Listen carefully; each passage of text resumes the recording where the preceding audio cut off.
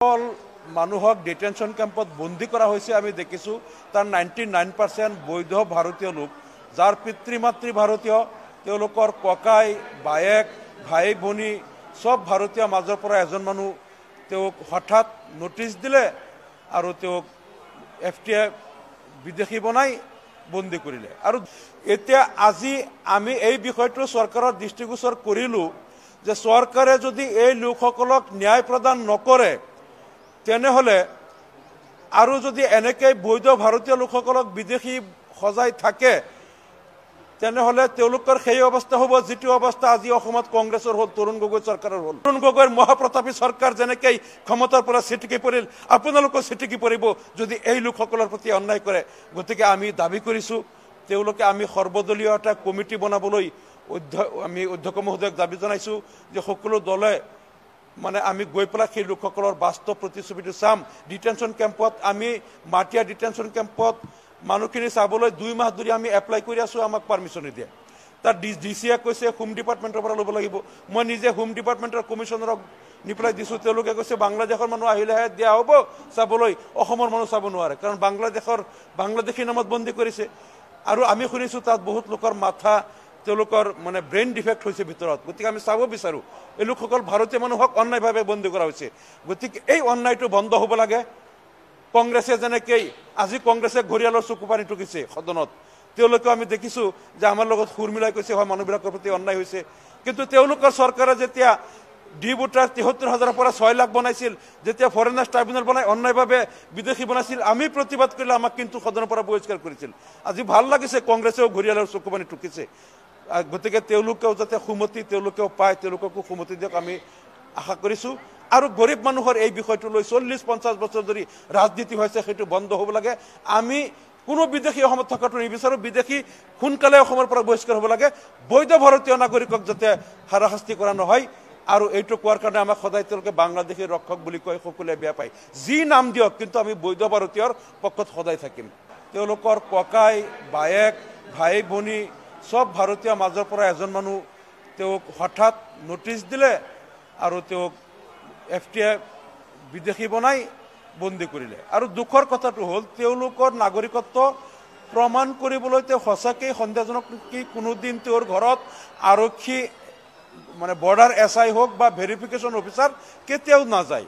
এই দুখীয়া মানুহবিলাকক এনেকৈ হঠাৎ মানে বিদেশী কোৰ্টত তেওঁলোকক ৰেফাৰ কৰে এই বিষয়টো লৈ বহুত পৰিয়াল পংগু হৈছে যিসকলে তেওঁলোকে কোনোদিন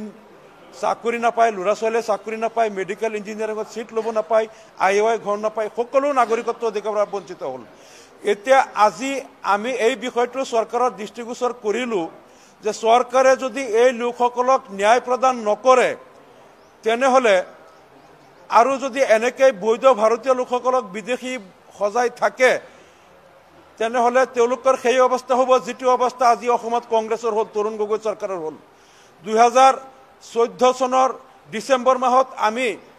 এই ডি ভোটাৰ যিসকলক অন্যায়ভাৱে 10 বছৰ 12 বছৰ 15 বছৰ যিসকলক ডি ভোটাৰ সজাই তেওঁলোকক সকলো নাগৰিকত্ব অধিকাৰৰ পৰা বঞ্চিত কৰা হৈছিল তেওঁলোকক 10 লাখ 12 লাখ টকাৰ ক্ষতিপূৰণ দিব লাগে বুলি আমি অসম বিধানসভাত যেতিয়া দাবী উত্থাপন কৰিছিলো 2014 চনৰ ডিসেম্বৰ মাহত তাৰ পিছত তৰুণ গগৈ চৰকাৰে আমাৰ 18 জন বিধায়কক মাৰ্শাল লগাই সদনৰ পৰা বহিষ্কাৰ কৰিছিল আৰু সেইদিনা আমি কৈছিলো যে এই দুখীয়া মানুহসকলৰ প্ৰতি যেটো অন্যায় তৰুণ গগৈ চৰকাৰে কৰিছে আৰু তেওঁলোকক ডি ভোটাৰ সজাই বিদেশী ন্যায়াধিকৰণৰ জৰিয়তে বাংলাদেশী সজাই ডিটেনশন ক্যাম্পত বন্দী কৰা এই অন্যায়ৰ বিৰুদ্ধে প্ৰতিবাদ কৰাৰ কাৰণে আমাৰ 18 জন বিধায়কক তৰুণ গগৈ চৰকাৰে মাৰ্শাল লগাই সদনৰ পৰা বহিষ্কাৰ কৰিছিল সেইদিনা আমি চিঞৰি কৈছিলো এই তৰুণ গগৈ 15 বছৰ ক্ষমতাত থকাৰ কাৰণে তেওঁৰ ক্ষমতাই মূৰত ধৰিছে আৰু তৰুণ গগৈ তেওঁ ক্ষমতাৰ নিচাত পাগল হৈ গৈছে আৰু আমাক গৰীব মানুহৰ ডি ভোটাৰৰ কথা কোৱাৰ কাৰণে সদনৰ পৰা বহিষ্কাৰ কৰিছে হয়তো এই গৰীব মানুহৰ অভিশাপৰ কাৰণে কংগ্ৰেছ চৰকাৰ ক্ষমতাৰ পৰা আঁতৰিব তেওঁলোক আৰু নাহে আৰু ইয়াৰ বিচাৰ কিন্তু 2016 চনত হৈ গ'ল কংগ্ৰেছ আৰু ক্ষমতাত আহিব পৰা নাই ঐক্যসূত্ৰ আহিব পৰা নাই আজিও আমি হিমন্ত বিশ্ব শৰ্মা চৰকাৰক সকীয়াই দিব খুজিছো যে সেই তৰুণ গগৈ চৰকাৰৰ উদাহৰণ আপোনালোকে চাওক যদি আপোনালোকে এতিয়া এই পৰিয়ালবিলাক এনেকৈ ডি ভোটাৰ সজাই ডিটেনশ্যন কেম্পত বন্দী কৰি যদি এই পৰিয়ালবিলাক ধ্বংস কৰে, একেই অভিশাপ আপোনালোকৰ লগত ওপৰতো পৰিব। তৰুণ গগৈৰ মহাপ্ৰতাপী চৰকাৰ যেনেকৈ ক্ষমতাৰ পৰা ছিটিকি পৰিল, আপোনালোকৰ ছিটিকি পৰিব যদি এই লোকসকলৰ প্ৰতি অন্যায় কৰে। গতিকে আমি দাবী কৰিছোঁ তেওঁলোকে আমি সৰ্বদলীয় এটা কমিটি বনাবলৈ আমি অধ্যক্ষ মহোদয়ক দাবী জনাইছোঁ যে সকলো দলে মানে আমি গৈ পেলাই সেই লোকসকলৰ বাস্তৱ প্ৰতিচ্ছবিটো চাম। ডিটেনশ্যন কেম্পত আমি মাটিয়া ডিটেনশ্যন কেম্পত মানুহখিনি চাবলৈ 2 মাহ ধৰি আমি এপ্লাই কৰি আছোঁ, আমাক পাৰ্মিশ্যন নিদিয়ে।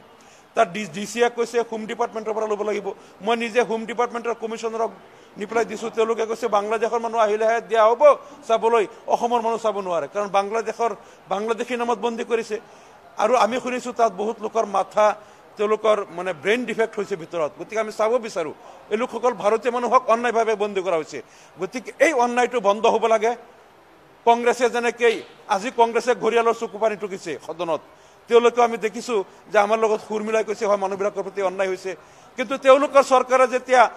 ডি ভোটাৰ ৭৩,০০০ পৰা ৬ লাখ বনাইছিল, যেতিয়া ফৰেনাৰ্ছ ট্ৰাইব্যুনেল বনাই অন্যায়ভাৱে বিদেশী বনাইছিল, আমি প্ৰতিবাদ কৰিলে আমাক কিন্তু সদনৰ পৰা বহিষ্কাৰ কৰিছিল। আজি ভাল লাগিছে কংগ্ৰেছেও ঘৰিয়ালৰ চকু পানী টুকিছে।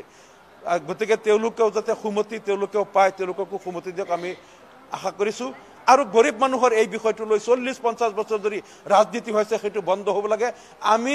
কোনো বিদেশী অসমত থকাটো নিবিচাৰোঁ, বিদেশী সোনকালে অসমৰ পৰা বহিষ্কাৰ হ'ব লাগে। বৈধ ভাৰতীয় নাগৰিকক যাতে হাৰাশাস্তি কৰা নহয়। আৰু এইটো কোৱাৰ কাৰণে আমাক সদায় তেওঁলোকে বাংলাদেশী ৰক্ষক বুলি কয়, সকলোৱে বেয়া পায়। যি নাম দিয়ক, কিন্তু আমি বৈধ ভাৰতীয়ৰ পক্ষত সদায় থাকিম।